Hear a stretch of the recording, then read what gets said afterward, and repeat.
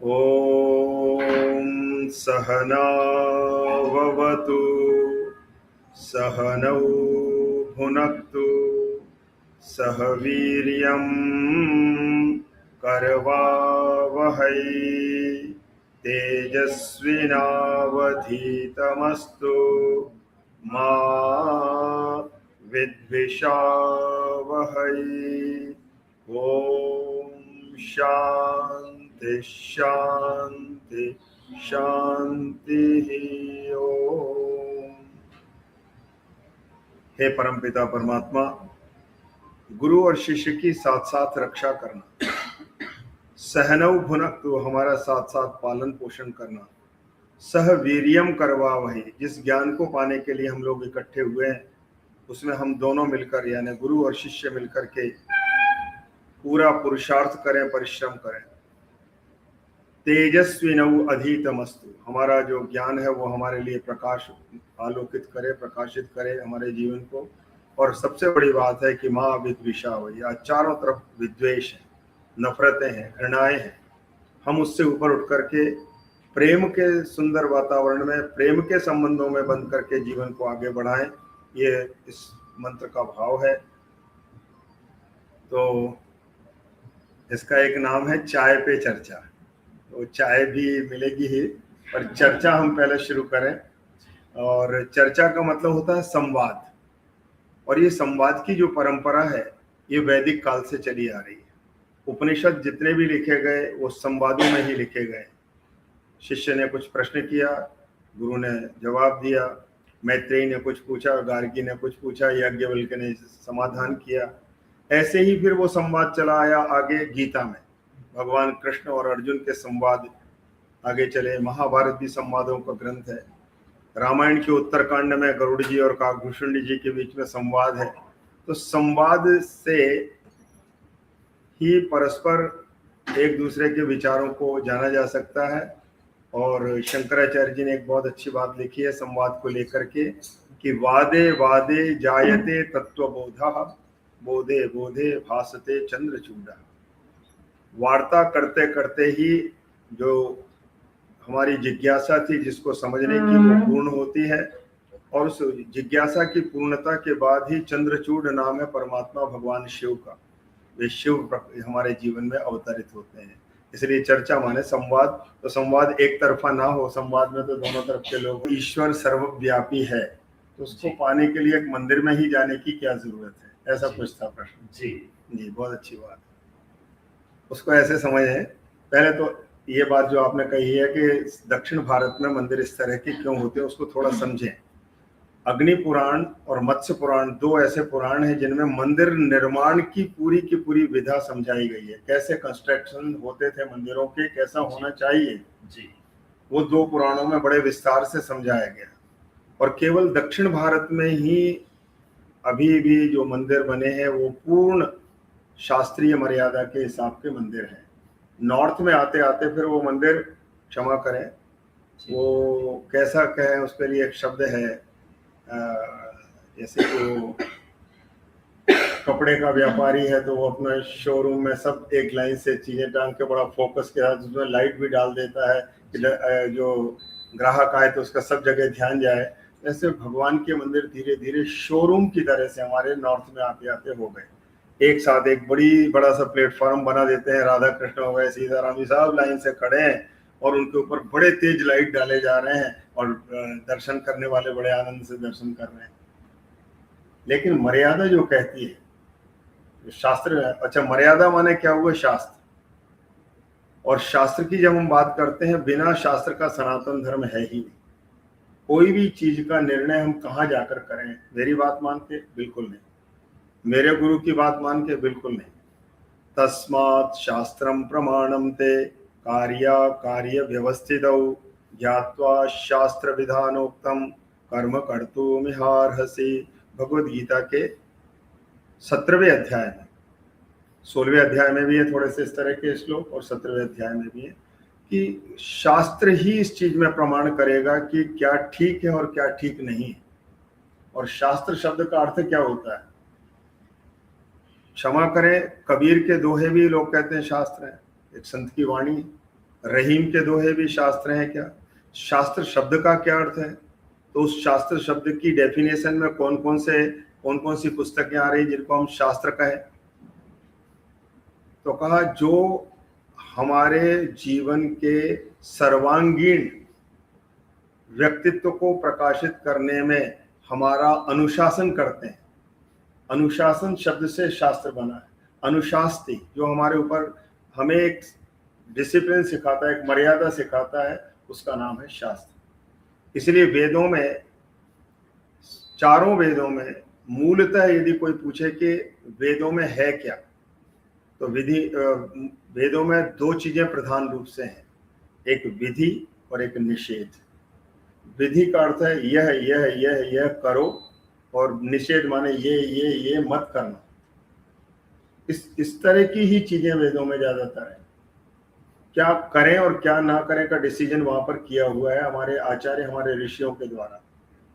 और जो इन विधियों के अनुसार कि ये करना है ऐसा चलता है, उसके जीवन में धीरे धीरे अवसाद, निराशा, दुख, चिंताएं, भय, उपद्रव, रोग इत्यादि दूर हो जाती हैं, पॉजिटिविटी बढ़ती है। और जो निषेध वाले में जाता है वो बार बार परेशान होता है, उलझनों में पड़ता है। थाईलैंड में मैंने ये अपनी ही पाठशाला में एक उदाहरण दिया था कि थाईलैंड में मान लो हमें रहना है, तो सबसे पहला काम हम ये करेंगे कि थाईलैंड के संविधान ने हमें क्या अधिकार दिए हैं रहने के यहाँ, और कौन कौन सी चीजें करने के लिए कहा है, बिना उसे नहीं करेंगे तो थाईलैंड हमें नहीं रहने देगा, और कौन सी चीजें मना की हैं यदि हम वो करेंगे तो भी थाईलैंड हमें नहीं रहने देगा। तो जब एक देश में रहने के लिए भी हमें विधि और निषेध का पालन करना है, तो अपने संपूर्ण जीवन को बनाने के लिए, और मनुष्य जीवन केवल एकमात्र ऐसा मनुष्य देह है कि यहाँ से ही केवल मोक्ष को प्राप्त कर सकते हैं। बाकी कोई शरीरों में ये गुणवत्ता भगवान ने नहीं दी कि जिससे आप मोक्ष को, परम आनंद को प्राप्त कर सकें। तो ऐसा एक बार जो अपॉर्चुनिटी मिली है, उसको हम कैसे विधि के हिसाब से चलाएं और निषेध के हिसाब से अपना बचाव करें, ये वेदों में। और इस तरह का जो अनुशासन हमारे ऊपर करते हैं, उन किताबों को हम लोग शास्त्र कहते हैं। तो शास्त्रों में एक तरीका बताया गया मंदिर निर्माण का। उसमें दो पुराण विशेष रूप से हैं, जैसा मैंने बताया, अग्नि पुराण और मत्स्य पुराण। इनमें मंदिर निर्माण से पहले मंदिर निर्माण की भूमि को देखा जाता है। ये भूमि जहां हम मंदिर बनाने जा रहे हैं, कैसी भूमि थी, इसका इतिहास क्या था, कैसे लोगों के हाथ में थी। इसे जबरदस्ती छीन करके तो मंदिर नहीं बन रहा है, किसी को बहुत दुख देके तो मंदिर नहीं बन रहा है, ये तो उसके वाइब्रेशंस वैसे ही होंगे। तो भूमि से शुरू करते करते फिर भवन तक आते थे। और भवन निर्माण में इसलिए मैं चर्चा कर रहा हूँ विजय जी कि हमारे जो प्राचीन मंदिर बनते थे उसमें जो भगवान जहाँ स्थापित होते थे उसको कहते थे गर्भगृह। गर्भगृह, तब आपको बात समझ में आएगी कि मंदिर तो इतने बड़े बड़े हैं साउथ में, लेकिन जहाँ भगवान जी रखे गए वहाँ इतना सा कमरा क्यों किया गया, जबकि हजारों लोग आते हैं। माता का शरीर बहुत बड़ा है, लेकिन शिशु को जहाँ रखा जाता है वो जगह बहुत छोटी सी होती है, उसको गर्भ कहते हैं। ऐसे ही भगवान जो है जहाँ प्राण प्रतिष्ठित किए जाते हैं, उस स्थान का नाम है गर्भगृह। और वहां पर रोशनी भी बहुत कम होती है साउथ के मंदिरों में, आप देखेंगे जी, इतना सा दिया एक जलता रहेगा बस, उसको कहते हैं प्राण। वो जो दिया जलता अखंड जलता रहता, उसको कभी बुझने नहीं दिया जाता, वो है मंदिर का प्राण।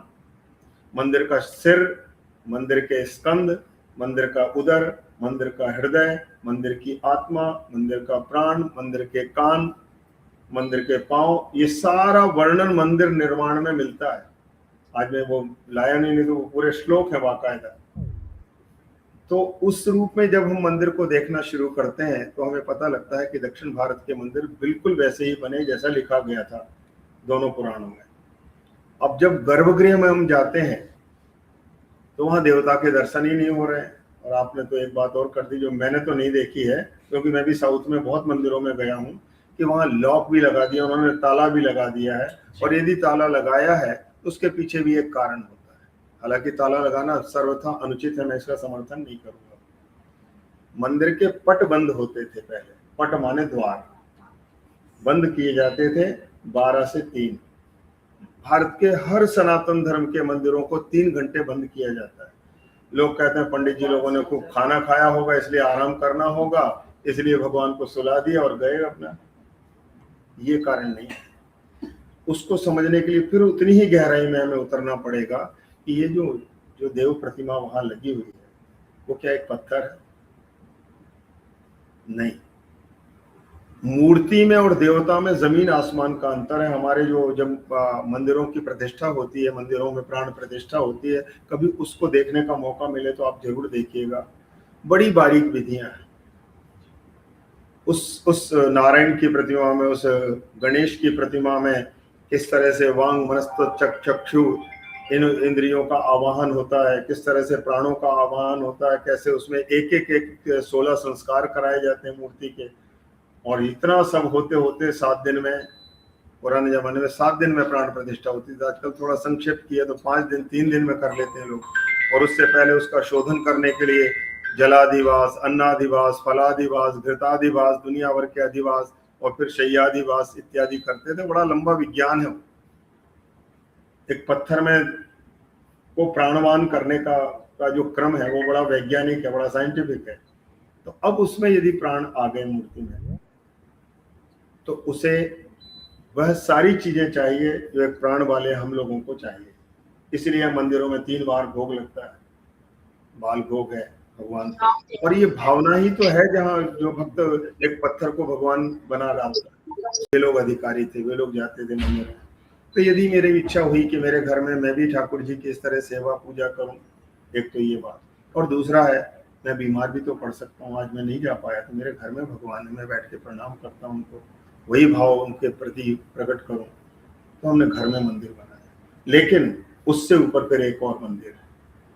वास्तव में उसके लिए ये सारे मंदिर बनते थे कि फिर यात्रा करते करते नगर के मंदिर से घर के मंदिर और घर के मंदिर से जिस दिन मन में मंदिर बन जाएगा तो मंदिर बनाना सफल हो जाएगा। तो अब हम फिर लौट के आपके प्रश्न की ओर आते हैं कि क्यों ये व्यवस्था थी कर दी गई है कि वहाँ इतनी छोटी सी जगह है, वो जगह को गर्भगृह कहा जाता है। वहाँ ठाकुर जी जो भी बैठे हैं, जो रूप में बैठे हैं, उनको वहाँ उस रूप में ही उनका ध्यान दिया जैसे जैसे गर्भ में शिशु का ध्यान रखा जाता है। और 3 समय आरतियां होती थी अभी भी उन मंदिरों में, तो वहां बार बार आरतियां होती हैं। वो आरती क्यों होती? ये आरती शब्द आया कहाँ से? राजरी धातु से जो प्रकाश अर्थ में आती है उससे रात्रि आरती शब्द बना है। और आ जो है वो उपसर्ग है। हमारे संस्कृत में उपसर्ग लगाओ तो शब्द के अर्थ बदल जाते हैं। वो फिर व्याकरण की तरफ, मैंने या शायद इसकी भी चर्चा की थी। हमारे यहाँ 22 उपसर्ग हैं, शब्द के आगे लगते ही शब्द के पूरे अर्थ को बदल देते हैं। फॉर एग्जाम्पल हार जो महिलाएं पहनती हैं, हार, उसमें उप लगा दीजिए। अब वो हार रहा ही नहीं जो पहने हुए थे स्त्री, उपहार माने गिफ्ट हो गया। उप को हटा दीजिए, आ लगा दीजिए, आहार, तो भोजन हो गया। वो हार कहाँ चला गया जो स्त्री पहने थे? अर्थ बदल ही गया पूरा। और आगे बढ़े, विहार, बचपन में आपने निबंध लिखे होंगे, चांदनी रात में नौका विहार। विहार माने घूमना, अब वो अर्थ बदल गया वी लगते ही। और आगे चले जाइए, प्रहार, प्रा लगा दीजिए, प्रहार माने मारना, और संहार तो माने जान से मार देना। तो हार तो वही था, लेकिन प्रहार, विहार, संहार, उपहार और बहुत सारे ऐसे शब्द बनते चले जाएंगे। तो ये उपसर्ग जो है वो शब्द के अर्थ को पूरा बदल देते हैं। तो इसी तरह से मैं जो आपको कहने जा रहा हूँ वो इतना ही है कि ये जो मंदिरों के निर्माण है साउथ में, वहाँ जो व्यवस्थाएं वो धर्मशास्त्र के अनुसार व्यवस्थाएं थी। हाँ, अब आरती शब्द, आरती में आ उपसर्ग लगा हुआ है, और जो आरती जो शब्द बना है वो प्रकाशित अर्थ में है, और आ का अर्थ हो जाता है चारों तरफ। देवता के विग्रह को चरणों से लेकर मस्तक तक पुजारी जी जब आरती करते हैं वो प्रकाशित करते हैं ऐसे उसके ऊपर इस तरह जो आरती उतारते हैं उसका एक क्रम है। कितने बार चरणों में आरती घुमाना, कितने बार हाथ में, कितने बार नाभि में, कितने बार वक्ष में, कितने बार मुख में। तो वो क्रम से जब वो आरती उतारते थे, वह टाइम होता था जनता जनार्दन आके भगवान के विग्रह को देख पाती थी, नहीं तो दिखते ही नहीं थे वो। तो भगवान प्रकाशित हो रहे हैं आरती के माध्यम से, और तब जनता देखती थी, अरे हमारे जो गर्भगृह में बैठे भगवान वो ऐसे हैं, अरे हमने देखो देखो उनकी आंखें कितनी सुंदर है। तो तब भक्त वहां वो असल रूप में दर्शन करते थे। और फिर उस आरती को लेने का मतलब क्या है, उस जिस देव विग्रह के सामने दिखा करके हमें ये दर्शन कराए हैं, वह जो अग्नि है ये परम पवित्र होकर के आ रही है, इसलिए इसे अपने मस्तिष्क में धारण करें वो पवित्र। तो सबके पीछे कोई ना कोई कारण एक से दूसरे जुड़ा था। अब हम फिर इधर आते हैं, देव मंदिर में चले हम। हमारा जो देव मंदिर है, यहाँ पर थाई बच्चे ने एक ने प्रश्न किया, हमारे स्कूल से बच्चे आते हैं, उन्होंने कहा ये पंखे क्यों लगा रखे हैं आपने, और उसका कितना मासूम सवाल था कि क्या ये मार्बल स्टोन है, ये गर्म हो जाता है, उसको ठंडा रखने के लिए आपने ये पंखे लगा रखे हैं। तो आप क्या समझाएंगे ऐसे उसको? बच्चे ने तो प्रश्न किया। हम ये समझाते हैं कि बेटा हमारे धर्मशास्त्रों के अनुसार ये मार्बल है ही नहीं, ये पत्थर है ही नहीं, ये तो लक्ष्मी नारायण है, ये तो राधा कृष्ण है, ये सीताराम है, इनमें हम कहीं पत्थर नहीं देख रहे हैं। फिर पंखा क्यों चलाए? इनको भी सर्दी लगती है, इनको भी गर्मी लगती है, और आजकल तो एसी का जमाना, तो बल्कि मंदिरों में भगवान को भी एसी लगाओ। तो जब हमारी वो भाव बनते हैं कि जो मैं हूं वही परमात्मा है, और जो परमात्मा है वही मैं हूं, मुझ में तुझ में कुछ भेद नहीं, मैं नर हूं तुम नारायण, मैं हूं संसार के हाथों में, संसार तुम्हारे हाथों में, इतनी तो फर्क है, लेकिन वास्तव में तो हम एक हैं। तो जो मेरी फीलिंग है वही मेरे ठाकुर के प्रति, वही मेरे ईश्वर के प्रति हो। तो गर्भगृह बने, गर्भगृह में समय समय पर ही दर्शन होते थे, दिन भर मंदिर खुलते नहीं थे, एक उनका निश्चित समय हुआ करता था।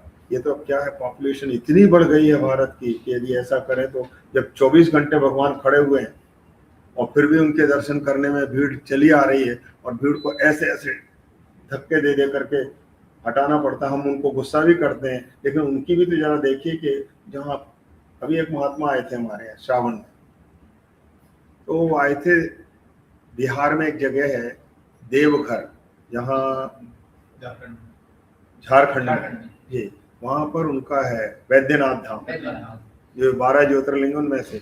तो कहते हैं कि जो कांवड़ी है जो जल लेके गए, उनकी 15 किलोमीटर की लाइन लगी पड़ी हुई है। कहाँ जा रहे हैं? 15 किलोमीटर वो खड़े हैं पानी लेकर के कि कब हमारी बारी आएगी। जरा सोच के देखिए कितनी बड़ी आस्था, कितनी बड़ी श्रद्धा लोगों में, कि कब हमारा नंबर आए तो हम भी अंदर जाएं और हमारा जल भी बाबा वैद्यनाथ को अर्पण हो। ऐसे में यदि वो लोगों को ठेल रहे हैं तो वो क्या करें? यदि एक एक आदमी खड़ा होकर पूरा सौराष्ट्र सोमनाथम चाहे वो गाने लग जाए तो फिर तो वहां पर कितनी लंबी भीड़ लग जाएगी। इसलिए हम उन पर गुस्सा करते हैं, लेकिन उनकी भी ड्यूटी है, वो क्या करें। तो गर्भगृह हमेशा नहीं खुलते थे, समय समय पर मंदिर खुलते थे, प्रातः काल जब भगवान का जागरण होता था। आज भी दक्षिण भारत में एक बड़ा प्रसिद्ध, पहली बार गुरु विश्वामित्र जी ने राम जी से जीवन में एक बार कहा था, थोड़ा विषयांतर हो जाएगा, थोड़ा अलग हो जाएगा विषय। जब राम और लक्ष्मण को महाराज दशरथ से मांग करके विश्वामित्र जी ले गए यज्ञ की रक्षा के लिए, तो वो पहला दिन था। और कहाँ रुके पहले दिन? वाल्मीकि रामायण के अनुसार सरयू पार किया, और गुरुजी ने सोचा बहुत प्यारे प्यारे छोटे छोटे बच्चे हैं, राजा के यहाँ पले बड़े हैं, और बहुत इनको सारी सुख सुविधाओं के बीच में बड़ा किया गया है, आज इतने ही ठीक है, कल ज़्यादा चलवा देंगे। तो सरयू पार करके कहा आज रात यहीं रुकेंगे, और राम जी और लक्ष्मण सो गए। पता नहीं उनको नींद भी आई होगी कि नहीं, घास पर सरयू के तट पर, और गुरुजी भी सो गए। गुरुजी उठे और देखा दोनों भाई सोए पड़े। गुरुजी ने उस दिन पहली बार ये श्लोक बोला कि कौशल्या सुप्रजा राम पूर्वा संध्या प्रवर्तते उत्तिष्ठ नृप शार्दूल कर्तव्यम दैव मान्यकम। अब मुझे वो श्लोक याद आया कि हे कौशल्या के पुत्रों, प्रातः काल होने वाला है, ब्रह्म मुहूर्त हो गया, सूर्य किसी भी समय प्रकट होने वाले हैं, और तुम सोए पड़े हुए हो। और गुरु तुम्हारा तुमसे पहले उठ गया, ये तो बिल्कुल गलत बात है। शिष्य को पहले उठना चाहिए और उठ करके जो है प्रातः काल के कृत्य करना चाहिए। तुम सोए पड़े हुए। वो पहला दिन था विजय जी कि गुरु जी को ये कहना पड़ा। फिर जब तक गुरु जी के पास राम जी रहे, कभी मौका ही नहीं दिया राम जी ने कि गुरु को ये श्लोक दोहराना पड़े कि तुम मेरे से बात क्यों उठे। पहले उठ करके और गुरु जी के लिए जो संध्या वंदन की चीजें सब लगा देते थे। तो राम जी ऐसे थे। तो वहाँ दक्षिण भारत में ये श्लोक बजते हैं जिनको हम लोग कहते हैं सुप्रभातम, कुर्वन्तु सर्वे मम सुप्रभातम। बड़े सुंदर बजते हैं, बड़ा अच्छा लगता है, पूरा वातावरण बड़ा दिव्य हो जाता है। बिल्कुल बिल्कुल। तो प्रातः काल से ही भगवान की स्तुतियां होती थी, शंखनाद होता था। फिर प्रातः काल पट खुल रहे हैं, भक्तों को पहली आरती का दर्शन हो रहा है। उसके बाद में फिर बाल भोग यानी भगवान का नाश्ता जलपान, उसको बढ़िया सुंदर सजा करके ले जा रहे हैं। भगवान का बाल भोग लग रहा है। फिर भगवान के लिए अमुक चीजें हो रही हैं। और दक्षिण भारत में तो इतने प्रकार के अभिषेक चलते रहते हैं, उनके तरह तरह की चीजों से देवता के प्रतिदिन अभिषेक होते हैं। उससे ही है भगवान। न काष्ठे विद्यते देवा, न पाषाणे न मृण्मये। न लकड़ी में देवता है, न पत्थर में देवता है, न धातुओं में देवता है। भावे ही विद्यते देवा। देवता तो भाव में है हमारे। तस्मात् भावो हि कारकम। तो आपके प्रश्न को अब मैं जोड़ते हुए इसका उपसंहार करता हूँ, पूरा करता हूँ। फिर अगला प्रश्न, आपने ये प्रश्न किया कि जो परमात्मा सर्वत्र है, सर्वत्र व्यापक है, ओमनी प्रेजेंट है, उसको फिर मंदिर में ही क्यों ढूंढने जाते हैं, या घर में मंदिर में एक कमरा क्यों बनाए? तो सारा घर भगवान का घर होना चाहिए था। सब भगवान का घर नहीं बन सकता है। और उसको मंदिर में ही क्यों खोजने जाते हैं, या तीर्थों में ही क्यों खोजा जाता है? तो आकाश में एक महात्मा ने बड़ा अच्छा जवाब दिया कि आकाश में वायु सब जगह है, कोई ऐसी जगह नहीं जहाँ पर एयर ना। लेकिन आपको अपनी कार में यदि एयर भरवानी होगी तो ऐसे नहीं कहोगे कि आकाश में एयर है तो भर जाए। उसके लिए आपको एक पर्टिकुलर जगह जाना पड़ेगा, वहां पर ही वो एयर भरेगी, तभी आपके चक्के में वो आएगी हवा। ऐसा कह देने से काम नहीं चलेगा कि हवा तो सब जगह है, फिर हम वहीं क्यों जाएं। ऐसे ही भगवान सर्वत्र है, लेकिन मंदिर एक ऐसा विशेष स्थान है जहाँ हम सहज रूप से ईश्वर से कनेक्ट होते हैं। घर के मंदिर में भी यदि हम जाएं तो यदि गुस्से से भरे हुए तो ना जाएं, यदि हम अभी अभी झगड़ के आए तो अभी ना जाएं। हमें वो जगह तो कम से कम इतनी अच्छी रखनी है कि जहाँ दूषित विचार लेके मैं ना जाऊं। जब मैं बिल्कुल शांत हो जाऊं तब मैं मंदिर में जाऊं, ताकि वहाँ का वाइब्रेशन हमेशा मेरे द्वारा सुरक्षित रहे और वहाँ बैठने वाले को लगे कि हाँ सचमुच हम मंदिर में बैठे हैं। दूसरे कमरों से वहाँ का स्थान थोड़ा अलग है, इसलिए वहाँ खाना नहीं खा सकते, वहाँ चाहे जैसी अवस्था में नहीं जा सकते। तो इसीलिए ये मंदिर बने थे घर घर में। हाँ जी। अब आपकी एक और, आप आरती की बात कर रहे थे, तो आरती का जो विधि है, जो आरती जब घुमाते हैं हम लोग, तो हमेशा हम लोग क्लॉकवाइज क्यों घुमाते हैं? बहुत अच्छी बात है, बिल्कुल पूछिए। कभी कभी हमने देखा है बहुत लोग को जब सत्संग में जाते हैं, नहीं मालूम है तो ऐसा करते हैं, ऐसे भी तो जल्दी से कोई आएगा। भी किया है ऐसे, कभी हमने भी किया है और आपने मेरे को टोका है कि आप राइट हैंड से करें, क्लॉकवाइज करें, तो एंटी क्लॉकवाइज क्यों ना करें, उसका आप बिल्कुल पूछा नहीं पर जी जी जी बिल्कुल सिंपल है जी। ज्यादातर लोग लिखते समय, बहुत कम लेफ्टी होते हैं, नहीं तो लिखते समय ज्यादातर राइट हैंड का इस्तेमाल करते हैं जी।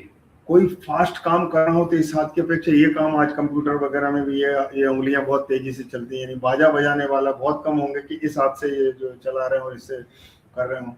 तो ये जो हाथ है, दक्षिण जो अंग है पुरुष का या किसी का भी, दक्षिण अंग में परमात्मा ने अतिरिक्त शक्तियां हमें दी हुई है। दूसरी बात यह है कि जब हम प्रदक्षिणा करते हैं, कभी आपने सुना होगा शब्द मंदिर प्रदक्षिणा। प्रदक्षिणा का मतलब है मेरे दक्षिण में मंदिर को करके, मेरे लेफ्ट में करके मैंने प्रदक्षिणा कभी नहीं की। दक्षिण माने दाहिना और प्र माने वही उपसर्ग लगा है, विशेष रूप से परमात्मा के मंदिर को मैं अपने दाहिना हाथ लगा करके घूम सकूं, उसी का नाम प्रदक्षिणा है।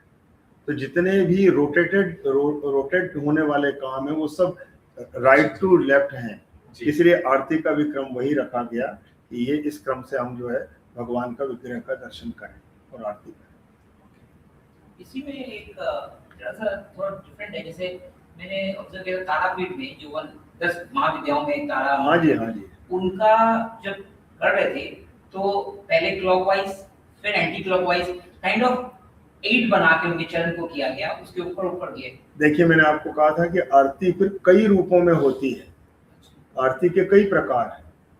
उसमें से एक प्रकार तो ये है कि भगवान के विग्रह को प्रकाशित करना मूल था, वो असली चीज तो वो थी कि भगवान के विग्रह को, मूर्ति को हम प्रकाशित कर रहे हैं। उन 5 प्रकार की, 5 बत्तियों की भी आरती होती है, 7 की भी होती है, 9 की भी होती है, 11 की भी होती है, और आजकल तो 1000 बत्तियों की भी होती है।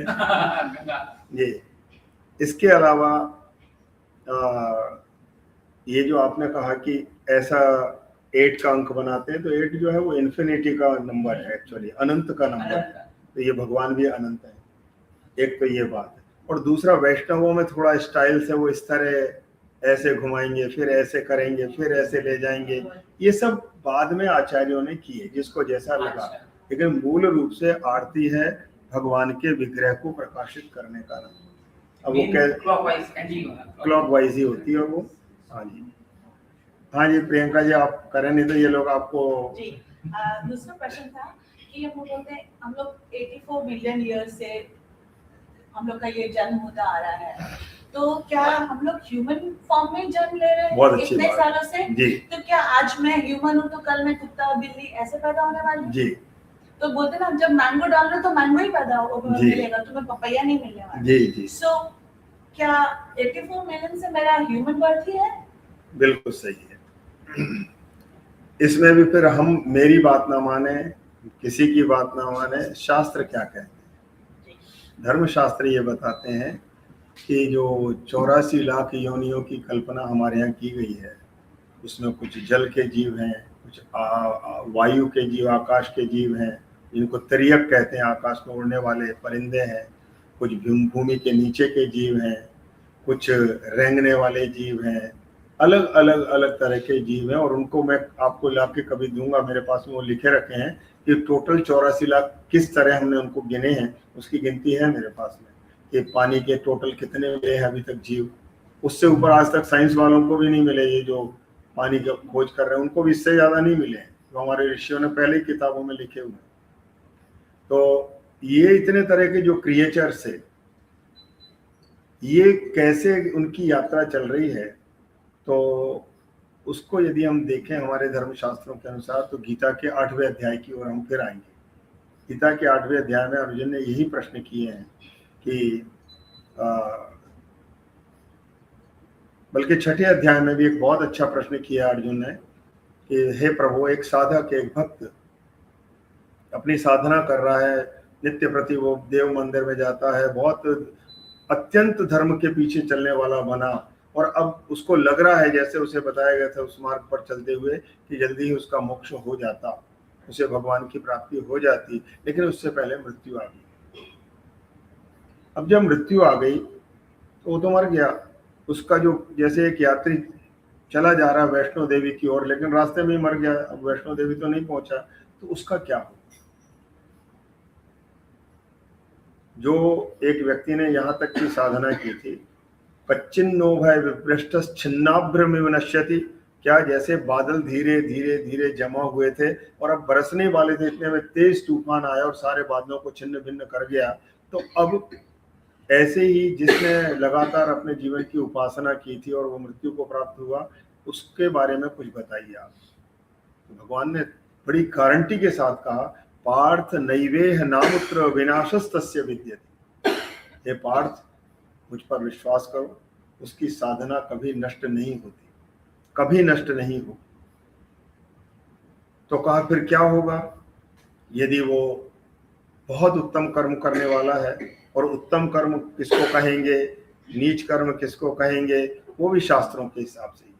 हमारे एक किताब है, आजकल वो लोग ना पढ़ते हैं ना वो पुस्तक मिलती है, बहुत कम मिलती है, मेरे पास में है, पर उस पुस्तक का नाम है आह्निक सूत्रावली। आह्निक सूत्रावली, आह्निक कहते हैं दिन भर के काम, अन्न शब्द का अर्थ होता है दिन, और आन्निक माने दिन भर में होने वाले जो काम, उसके सूत्र, उसके पूरी लिस्ट पढ़ें तो उसमें उत्तम कर्म की परिभाषा आपको आसानी से मिलेगी। और सीधे सीधे उत्तम कर्म क्या है और अधम कर्म क्या है, तो उसको फिर हम यहाँ देखें कि थाईलैंड में यदि हमको रहना है तो अच्छे नागरिक कौन कहलाएंगे, तो थाईलैंड के जो नियम बताए गए उसके हिसाब से वो चलता है, तो उसको कहेंगे ये यहाँ का अच्छा नागरिक है। और जो यहाँ के बताए नियमों के विपरीत चलेगा, भाई ये तो बड़ा, ये तो उसको जेल डालो, ये तो दूसरों को भी तंग करता है। ऐसे ही शास्त्र में बताए गए जो एक हमारा पाथ है, रास्ता है, उसके हिसाब से जो चलता है वो उत्तम कर्म कर रहा है, और जो नहीं कर रहा वो नीच कर्म कर रहा है। तो जो उत्तम कर्म करने वाला प्राणी, उसकी यदि मृत्यु हो जाती है तो क्या होगा, तो भगवान ने उसके लिए बहुत सुंदर 3 श्लोकों में जवाब दिया। शुचीनाम श्रीमताम गेहे योग भ्रष्टो विजायते अथवा योगिनामेव कुले भवति धीमताम एतद्धि दुर्लभतरम लोके जन्म यदीदृशम तत्र तम बुद्धि संयोगम लभते पौर्वदेहिकम यतते च ततो भूय संसिद्धौ कुरुनंदन। हे कुरुवंश में पैदा हुए अर्जुन, तुमने बहुत अच्छा प्रश्न किया कि ऐसे व्यक्ति की उपासना का क्या होगा। उसका यह होगा कि उन अब तक की गई उपासना के कारण से या तो वो अत्यंत धनियों के घर पैदा हो, श्रीमताम गे, या फिर शुचि नाम, बड़े पवित्र कुल में पैदा होगा जहाँ के लोग बड़े भक्त हैं, बड़े धर्मनिष्ठ लोग हैं, ऐसे का। अथवा योगी नाम, या तो किसी योगी के घर वो पैदा होगा। और बोले फिर क्या करेगा, तो कहा जहां से उसकी साधना रुकी थी वहां से उसकी साधना को बढ़ने के फिर अवसर प्राप्त होंगे, वो अपनी यात्रा को पूर्ण करेगा। एक तो ये तरीका हुआ। तो ह्यूमन से ह्यूमन, मनुष्य से मनुष्य। लेकिन जिन्होंने नीच कर्म किए उनको क्या हुआ, तो कहा त्रिविधम नरकस्येदम द्वारम नाशन आत्मना तान हम दुष्टता क्रूरान संसारेषु नराधमान क्षिपाम्यजस्रम अस्वानाम आसुरीस्व योनिषु। जो ऐसे घोर कर्म करने वाले लोग थे, मनुष्य शरीर पाकर के भी जिन्होंने बहुत भयानक कर्म किए, किसी को जिंदा जला डाला, किसी को बुरी तरह मार डाला, किसी का पूरा धन छीन डाला, किसी को घरों से बेदखल कर दिया, माने जितने कठोर से कठोर कर्म करने वाला, क्या वो क्या बनेगा, तो पहले तो उसको नारकी यातनाओं को झेलना पड़ेगा। विभिन्न प्रकार के हमारे 84 नरकों के बारे में बताया गया, कई 27 नरक हैं गरुड़ पुराण वगैरह में, तो उनमें उनकी जो यातनाएं हैं उनके बारे में चर्चा है। तो क्या ये सचमुच में है, कोई व्यवस्था है ऐसी, कोई यमलोक है क्या। तो एक और दूसरा पक्ष ये कहता है कि यदि आपने बहुत अच्छे कर्म किए या बहुत ही पाप कर्म किए, उसका रिजल्ट यही मिल जाता है। त्रिभिर पक्षे त्रिभिर मासे त्रिभिर वर्षे त्रिभिर पक्षे त्रिभिर मासे त्रिभिर दिने अत्युत्कटम पुण्य पापम यही फलम अश्नुते। जीते जी यहीं पर आपको फल भोगना पड़ेगा। आपने यदि बहुत बुरा कर्म किया, यही उसका रिजल्ट आपके सामने आएगा, ज्यादा दिन नहीं लगने वाले, पता नहीं किस रूप में भगवान यही भुगताएगा आप। तो ये भी एक है। लेकिन दूसरा है कि वो नार की यात्राएं भोगने के बाद फिर इसे मैंने मनुष्य बना के कबहू की, बहुत सुंदर तुलसीदास जी ने वो चौपाई लिखी, मैं जब पढ़ता हूँ तो मुझे रोमांच हो जाता है। कबहू की करी करुणा नर दे, कबहू की करी करुणा नर देहि देत हेत बिन ईश सने। जब ये जीव यात्रा करता करता करता अलग अलग शरीरों को प्राप्त करता करता थक जाता है, तो भगवान ही कृपा करते हैं कि चल इस बार तुझे मैं मनुष्य बनाता हूं, बहुत हो गया, तू तेरा उद्धार नहीं कर पाएगा। तो भगवान का उसमें कुछ अनुग्रह होता है, कुछ जीव के थोड़े से पुण्य होते हैं, तब यह मनुष्य शरीर मिलता है। इससे अच्छा शरीर दुनिया में कोई नहीं। हमारे यहाँ वेदांत में 5 कोश बताए गए हैं हमारे शरीर के अंदर, ये अन्नमय, प्राणमय, मनोमय, विज्ञानमय और आनंदमय। तो ज्यादातर जीवों के जो अंदर भगवान ने डाला वो केवल अन्न है, खाया और निकाला, खाया निकाला और मर गया, इतने ही के लिए वो पैदा हुआ था। कुछ में प्राण होते हैं, कुछ में मन होता है, यानी वो सुख दुख समझता है। गाय को भी कभी कभी आंख से आंसू गिरते देखते हैं, उसको भी दर्द हो रहा है। कभी पशुओं की आंखों में भी चमक दिखाई देती है कि वो भी हंस रहे हैं, प्रसन्न हो रहे हैं। लेकिन मनुष्य के अंदर परमात्मा ने एक साथ ये पांचों भंडार भरे हुए हैं, जिसमें आनंदमय कोश भी है। इसलिए जो आनंद की अनुभूति है वो केवल मनुष्य कर सकता और कोई नहीं कर सकता। तो ये जो 84 लाख योनि, आपका जो प्रश्न था कि मृत्यु के बाद में क्या हम ह्यूमन से ह्यूमन ही पैदा होते हैं, आपने उदाहरण दिया कि पपीते के बीज से पपीता ही निकलेगा, वहां तक की व्यवस्था हमारी थी। लेकिन पपीते को पपीते के रूप में लाने वाला कौन था? ये एक बड़ा जटिल प्रश्न है कि पपीता बना कैसे होगा, कौन ने बना दिया होगा, वो सब चीजें एक अलग व्यवस्था है। ऐसे ही मनुष्य से मनुष्य पैदा होंगे यहाँ तो ठीक है, लेकिन मर जाने के बाद हम सब के अंदर एक हल्का सा अणु बराबर एक जीव होता है। उसको जब यमलोक पहुंचता है वैसा शरीर मिलता है। नहीं तो कहते हैं हमारे यहाँ लिखा खोलते हुए तेल में डाल देते हैं, तो ये हमें तो डाल देंगे तो हम तो पल भर में ही मर जाएंगे, उबल जाएंगे। उसको ये शरीर नहीं मिलता, फिर वो शरीर मिलेगा जिसमें उसे कष्ट तो हो और वो शरीर बर्दाश्त भी करे। ऐसे ही स्वर्ग में जब जाते हैं तो इस शरीर से वो स्वर्ग के सुख आप भोग ही नहीं पाएंगे, वहां के लिए अलग शरीर फिर आपको मिलते हैं। उनमें जैसे दिव्य भोगों का आप भोग करते हैं। तेतम भुक्त्वा स्वर्ग लोकम विशालम, बड़े बड़े सुंदर सुंदर भोगों का भोग मिलता है। तो जैसे यूरोप में जाएंगे अलग तरह के लोग दिखते हैं, अफ्रीका में जाते हैं अलग तरह के लोग, ऐसे ही ये लोक बने हुए हैं। मैंने आपको एक बार कहा था कि जब भी मैं एयरपोर्ट पहुंचता हूँ तो मेरे को लगता है कि मरने के बाद शायद ऐसी कोई व्यवस्था होगी। जी, ऐसा ही लगता है मुझे हर बार। विजय जी, सचमुच में ऐसा लगता है कि ऐसे ही एक दिन मर के यहाँ इकट्ठे होंगे। पहले ये भीड़ भाड़ होगी, फिर इसमें फला काउंटर पे जाइए तो आपकी फ्लाइट जो है इंडिया वाली वो फला नंबर पर है, तो वो सब छट के वहां पहुंच गए। तो वहां पर भी फिर बिजनेस क्लास वाले, सर प्लीज आपका यहाँ बड़े आदर भाव से उसको बुलाया जाएगा, और नहीं तो लगे रहो लाइन में, यहाँ फ्लाइट निकल गई तो अगली फ्लाइट का इंतजार। ऐसे ही जो पुण्यात्मा है उनको प्लीज करके लोग ले जाते होंगे विमान में बिठा करके, और जो थमड़ा लोग बेचारे वो खड़े हुए हैं लाइन में लगे पड़े हुए। ऐसा ही मरने के बाद व्यवस्था है। तो आपका जो प्रश्न है, फिर मैं आपसे बात करता हूँ। एक आपने जो कहा कि ये जो 84 लाख योनि का सिस्टम क्या है, उसकी भी व्यवस्था ईश्वर ने हमारे कर्मों के अनुसार तय की हुई है कि आप बंदर बनेंगे, आप मगरमच्छ बन जाएंगे, या आप हाथी बन जाएंगे, या आप चींटी बन जाएंगे। ये सब आपके कर्मों के अनुसार है। और उन कर्मों की एक लंबी जर्नी के बाद भगवान की ही जब कृपा होती है कि बहुत हुआ, इसको फिर से एक मौका दे दें। शायद जैसे जेल में पड़े हुए कैदी को जेलर कहता, रिकमेंड करता नहीं भाई इसका बिहेवियर ठीक है, थोड़ा इसको एक बार बाहर जाने का मौका दो, गलती नहीं करना, तुझे बाहर छोड़ रहे हैं, अच्छा बन के रहना वहां, नहीं तो फिर यहाँ आ जाना पड़ेगा। ऐसे ही भगवान कहते होंगे और हमें हमारे जैसे मनुष्य बना के भेजते हैं।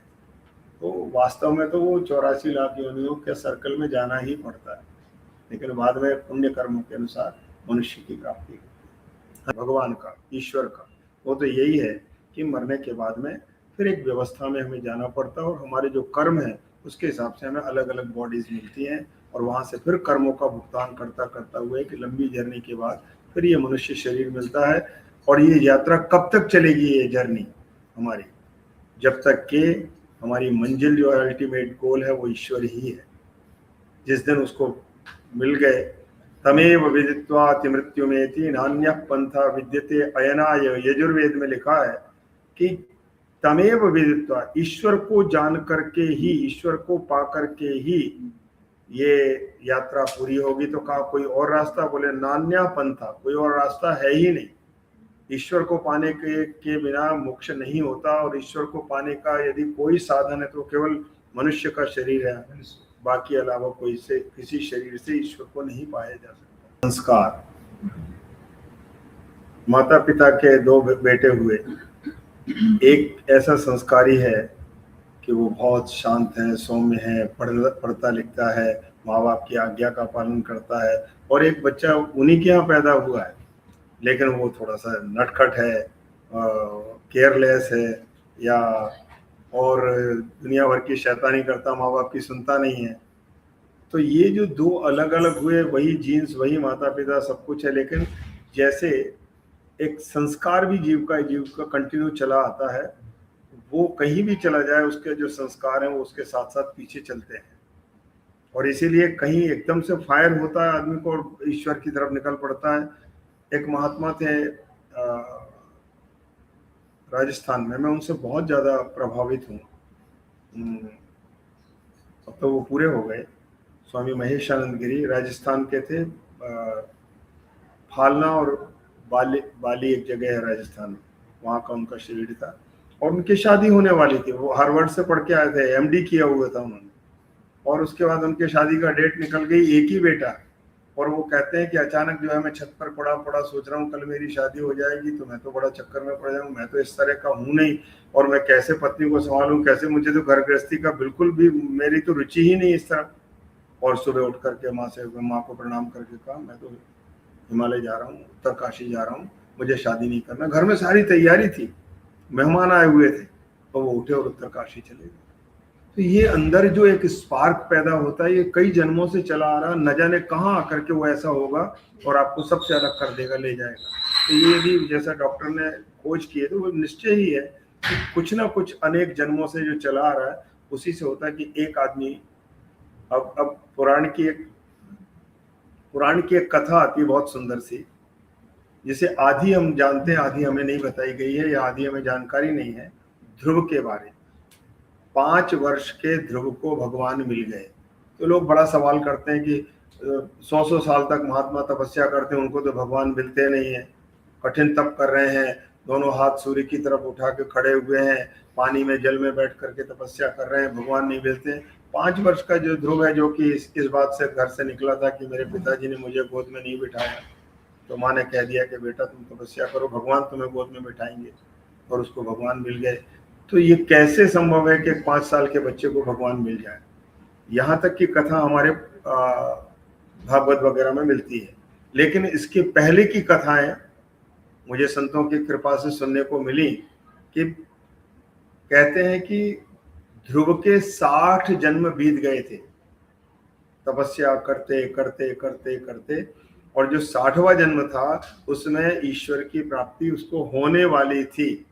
लेकिन एक घटना घटी कि जिस तपोवन में वो रहता था वहाँ एक राजकुमार राजशाही ढंग से अपने पिता राजा के साथ में जंगल की सैर करने, जंगल में मंगल मनाने के लिए आए हुए थे। दास दासी नौकर चाकर और हाथी पर बैठा हुआ है राजकुमार, और दासियां जो है पंखे झल रही हैं, फिर बढ़िया बढ़िया उनको भोजन कराए जा रहे हैं। और ये जो ब्राह्मण बालक है 5 साल का, ये जो ध्रुव जो अपने 60वें साल में था, इसकी नजर पड़ जाती है। और उसने देखा कि एक हमें कोई पूछता नहीं, पानी तक नहीं पूछता, पी लो तो अपने पी लो, खा लो तो अपने खा लो, दिन रात भगवान की तपस्या करते हैं, और एक इसका जन्म देखो कितना ठाट बाट है इसको। तो वो जो वासना उसके मन में आई, उसके कारण से उसका उसी जन्म में मोक्ष होना था। लेकिन इस छोटी सी बात को पूरा करने के लिए, क्योंकि इतनी साधना कर चुका था कि भगवान के लिए उसको देने में इतनी सी चीज थी, तो कहा कि तू इसको भी पहले पूरा कर ले, किसी तरह की मन में वासना नहीं रहनी चाहिए, और संसार को समझ ले कि ये संसार जो है ऊपर से बड़ा चिकना चुपड़ा नजर आता है, ऐसा है नहीं है। इसलिए ध्रुव का फिर जन्म हुआ उत्तानपाद के यहाँ, और ये घटना घटित हुई। मैंने कहा ना, कोई कारण बनते हैं और वो फिर अग्नि प्रकट होती है अंदर से, वो कारण बना, और वहां से फिर ध्रुव भागा और कहा मुझे कुछ नहीं चाहिए, मुझे ईश्वर से मिलना, और कठोर तपस्या की उसने, और भगवान को धरती पर आना पड़ा उस बच्चे को गोद में बिठाने के लिए। तो ये जो यात्रा है हमारी बड़ी लंबी चली आ रही है, तो कहाँ जाकर किसको कब ईश्वर की कृपा होगी ये कोई नहीं जानता है कि भगवान हमें प्राप्त होंगे, और जब तक नहीं होंगे तब तक ये यात्रा रुकेगी भी नहीं। हमारे यहाँ जो लिखित रूप में मिलता है वो ये है कि द्वावो पुरुषो लोके सूर्यमंडल भेदनो परिव्राजक तपस्वी च रणे चाभिमुखे हतः। 2 लोगों को सूर्यमंडल भेदन करके ब्रह्मलोक की प्राप्ति होती है। 2 ही लोग ऐसे हैं जिन्हें ब्रह्मलोक की सीधे सीधे प्राप्ति हो जाती है। एक वो जो बिल्कुल अपनी साधना में निरत होकर के परिव्राजक के रूप में, सन्यासी के रूप में, और संसार से सब प्रकार का अटैचमेंट हटा करके योग साधना में लगा हुआ है। ऐसा व्यक्ति जब मृत्यु को प्राप्त होता है तो 10वें द्वार यहाँ से उसका खुलता है ब्रह्मरंध्र, और यहाँ से उसके प्राण निकलते हैं। हम सबके प्राण आंखों से, कान से, नाक से, मुंह से या नीचे के द्वारों से निकलते हैं, लेकिन उस परिव्राजक के प्राण यहाँ से निकलते हैं और वो सीधा मोक्ष को प्राप्त होता है। वही गति, जो गति उस सन्यासी की होती है, वही गति सामने आमने वीरता से लड़कर के मरने वाले को प्राप्त होती है। तो ये तो बात आपकी ठीक है कि युद्ध में जो लड़के मरते हैं वे परम पद को प्राप्त होते हैं। डेथ, हाँ जी। तो डेथ क्या सैड ओकेजन है या हैप्पी ओकेजन? सैड इसलिए कि हमारा हमसे कोई छूट गया, पर हैप्पी नहीं होना चाहिए कि जो हेवन हेल जाना है उसको तो डेथ मिलना ही है, डेथ के बाद ही जाएगा। तो जो टेस्ट है हमारा वो तो डेथ के बाद ही होगा। हाँ जी। तो अगर बच्चा टेस्ट करने जाता है तो टेस्ट के बाद ही वो नेक्स्ट क्लास पे पहुंचेगा।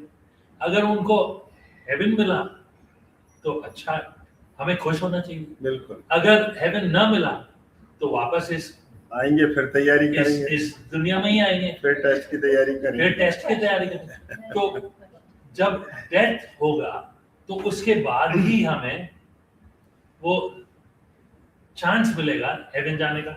चलिए, तो ये सैड है कि हैप्पी तो ये मूवमेंट है? सैड होना चाहिए या हैप्पी होना चाहिए? बिल्कुल सही। हमारे हिसाब से तो हैप्पी होना चाहिए। मरणम मंगलम यत्र, जी सनातन धर्म कहता है मरण को भी मंगल बनाइए। जी। जैसे घर में तो हम शहनाई इतना है। रोते क्यों हैं? हाँ जी, रोते कोई नहीं है, आज जो मर रहा है वो नहीं रोता है। जो मर गया वो तो नहीं रोता। हाँ जी।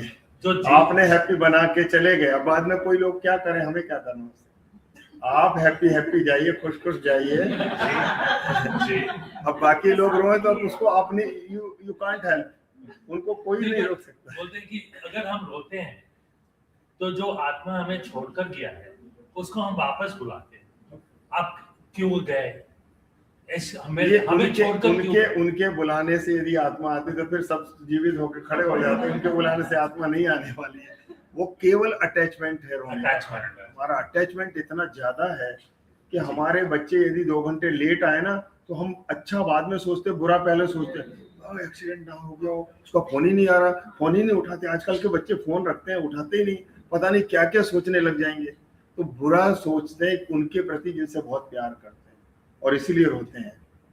इसीलिए एक तैयारी होती है हमारे। एक बहुत अच्छा प्रश्न मैं आपके इसी सवाल से जोड़ के करता हूँ। एक व्यक्ति ने कहा, भगवत गीता में लिखा है कि अंत काले च मामेव स्मरण मुक्त्वा कलेवरम यः प्रयाति तजिंदेयम स याति परमाम गतिम। गीता मेरा फेवरेट ग्रंथ है, इसलिए मैं बार बार उसको कोट करता हूँ। और कोविड के समय में मैंने संपूर्ण गीता 700 श्लोक कंठस्थ किए हुए। हाँ, कोविड के समय पूरे सारे। और रोज मैं 9 अध्याय सवेरे वॉक करता हूँ, तब पारायण करता हूँ, 9 अध्याय शाम के समय पाठ करता हूँ। मेरा नियम है ये, तभी वो टिकेंगे, नहीं तो वो तो थोड़े दिन नहीं पाठ करो तो खत्म हो जाएंगे। तो इसमें गीता में ये श्लोक आता है, 8वें अध्याय का ही है, अंत काले च मामेव स्मरण मुक्त्वा कलेवरम। अंत काल में जो मेरा स्मरण करता हुआ कलेवर माने शरीर को त्यागता है, सया मुझे प्राप्त होता है, परम गति को प्राप्त होता है। तो किसी ने एक बहुत अच्छा प्रश्न किया, मासूम सवाल किया कि जैसे भगवान इतने गुणी है कि हमारे शरीर को इतना सुंदर बना सकते हैं, मनुष्य का शरीर जैसा कोई शरीर नहीं है। ऐसे ढंग से सारी व्यवस्था है कि हाथ हाथ की जगह है, कान कान, एक भी अंग ऐसा नहीं है कि ये गलत बना दिया यार, ये यहाँ लगा देते तो थोड़ा और ऐसे देख लेते। सब चीजें परफेक्ट हैं। तो वही भगवान थोड़ी कृपा कर देते कि मरने के समय का एक कोई अलार्म कुछ डाल देते, घंटी बजने लग जाती और हम तैयार हो जाते कि हमारी मृत्यु आ गई है, अब थोड़ा हम दुनियादारी दूर रहो भाई हमसे, अब हम थोड़ा सा मरने के वाले हैं, हमें अपने आप को अलग करने का मौका मिलता। ऐसी व्यवस्था क्यों नहीं की भगवान ने? तो भगवान ने ऐसी व्यवस्था की है। हमारे यहाँ भी अलार्म बजते हैं, हम उस अलार्म को बंद करते जाते हैं। जितनी बार बजता है उतना उसको बंद कर देते हैं, नहीं सुनना हमको ये अलार्म। हमें भी अच्छा नहीं लगता वो वाला अलार्म। या हम रिकॉग्नाइज नहीं करते हैं जी, या हम उस अलार्म को रिकॉग्नाइज नहीं करते हैं। रिकॉग्नाइज नहीं करते हैं उसको, हम क्या कहते हैं, इग्नोर करना चाहते हैं जी। तो यस, तो वो अलार्म क्या है? अभी देखिए, कृतान्तस्य दूति जराकर्णमूले समागत्य वक्तीति लोकाशृणुध्वं परस्त्री परद्रव्य वाञ्छात्यजध्वं भजध्वं उमानाथ पादारविंदम। भागवत का श्लोक है। यमराज अपनी एक दूती को, एक मैसेंजर को हमारे पास, हर एक के पास भेजता है। वो कौन से है मैसेंजर? तो कहा कि जब यहाँ इधर उधर बाल ज्यादा सफेद होने लग जाए तो समझ लो कि वो तैयारी करने का टाइम आ गया, लेकिन हम उसको फिर काला कर लेते हैं। कैसे होने? हम होने ही नहीं देंगे। हम उसको यहीं से, हमारे जितने बड़े बड़े राजा महाराजा, जैसे ही उनके आसपास सफेदी आती थी, पुत्र को सारा साम्राज्य दे करके भैया हम चलेंगे, मरने की तैयारी करेंगे, मरने को मंगलमय बनाएंगे। वो हम लोग नहीं करते। हम वो उसमें फिर भी चिपके हुए हैं। इधर माताएं भी, घर में बहू आ गई तो अभी छोड़ेंगे नहीं, किचन में क्या कर रहे हो, मुझसे पूछा नहीं, ये सब गड़बड़ कर दोगी, आप वहां से हटो, अपने आप को अलग करो, उनको जाने दो, उनका संसार शुरू हो रहा, आपका संसार अब खत्म हो रहा है, लेकिन हम पीछे नहीं हटते। तो समय के अनुसार इसीलिए हमारे यहाँ 4 आश्रम बनाए गए, ब्रह्मचर्य, गृहस्थ, वानप्रस्थ और सन्यास। तो सन्यास का मतलब ये नहीं कि भगवा पहन करके बैठ जाए, वो सन्यास है। अपनी इच्छाओं को सीमित करते जाइए, अपनी आवश्यकताओं को कम करते चले जाइए, अपने जीवन को सादगी से जितना भर सकते हैं उतना। कल तक हम बहुत से लोगों से मिलते जुलते थे, आज पार्टी में नहीं जाएंगे। बहुत पार्टियां हमने देख चुके हैं, अब हमको नहीं जाना है, अपने को अलग करें। बहुत हिसाब किताब लगा लिया हमने, रोज हम ही सारा हिसाब करते थे, बेटा अब तुम लोग करो, हाँ जरूरत पड़े हमसे सलाह ले लेना, लेकिन हमको दूर रखो। यही सन्यास है, यही वानप्रस्थ है। तो वो यदि हम करेंगे तो जिस दिन मृत्यु का समय आएगा, हम आनंद पूर्वक, सानंदम स्मरतो भविष्यति मम प्राण प्रयाणोत्सव, प्राणों का प्रयाण भी उत्सव के रूप में मनाता हुआ मैं इस संसार से जाऊं। मेरी पूरी तैयारी है, हे प्रभु, जो जो मुझे करना था, जो जो मुझे पाना था, सब तो कर लिया मैंने। अब तो कभी भी आप अपने भेजिए दूतों को, हम आनंद पूर्वक आएंगे आपके यहाँ। जब ऐसा व्यक्ति जाता है तो वो फिर सैड मूड में नहीं जाएगा, वो हैप्पी मूड में जाएगा। अब बाकी के लोग रोए खाए, उससे हमें क्या मतलब, हम तो चले गए। ये है एकादशी। आइए अपनी आखिरी प्रार्थना हम लोग करें और उसके बाद में भगवान से ये प्रार्थना करते हैं, अगले माह फिर अच्छी तरह इस तरह लोग फिर इकट्ठे हों। ओम पूर्णमदः पूर्णमिदं पूर्णात् पूर्णमुदच्यते पूर्णस्य पूर्णमादाय पूर्णमेवावशिष्यते। ओम शांति शांति शांति।